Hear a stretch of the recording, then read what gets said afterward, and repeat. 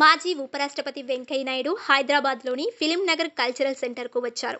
అలనాటి మహానటి, నిర్మాత శ్రీమతి కృష్ణవేణి గారి సంస్మరణ సభకు ముఖ్య అతిథిగా హాజరయ్యారు. శ్రీమతి కృష్ణవేణి 101 సంవత్సరాల పరిపూర్ణ జీవితం గడిపి సినిమా రంగానికి ఎనలేని సేవలు చేశారు. ఈ క్రమంలో ఆమె జీవితం నుంచి నేర్చుకోవలసిన అనేక గొప్ప విషయాలను, అలనాటి ఆమె ఆదర్శవంతమైన జీవితం గురించి అనేక సంఘటనలను వెంకయ్య నాయుడు సభలో పంచుకున్నారు. సభలో వెంకయ్య నాయుడు మాట్లాడుతూ శ్రీమతి కృష్ణవేణి గారు కళమ్మ తల్లికి ఎంతో సేవలు చేశారన్నారు. అయితే అదేవిధంగా ఇటీవల వస్తున్న సినిమాల మీద వెంకయ్య నాయుడు కీలక వ్యాఖ్యలు చేశారు. సినిమా అంటే వ్యాపారంలా మారిపోయిందన్నారు.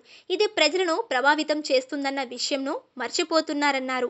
ముఖ్యంగా సినిమాలో ఇటీవల స్మగ్లర్లను, దేశ ద్రోహులను హీరోలుగా చూపిస్తున్నారని తీవ్ర అసహనం వ్యక్తం చేశారు.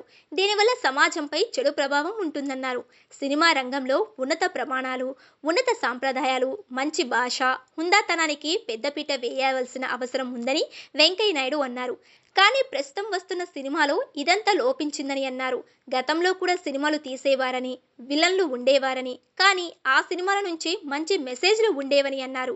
కానీ ఇప్పుడు మాత్రం విలన్లను, దేశ ద్రోహులను అదేదో హీరోలుగా చూపిస్తున్నారని, దీనివల్ల సమాజం పెడద్రోవ పడుతుందని వెంకయ్య నాయుడు తీవ్ర ఆవేదన వ్యక్తం చేశారు. అయితే గత ఏడాది విడుదలైన పుష్ప 2 మూవీ తరచుగా వివాదాల్లో ఉంటుంది.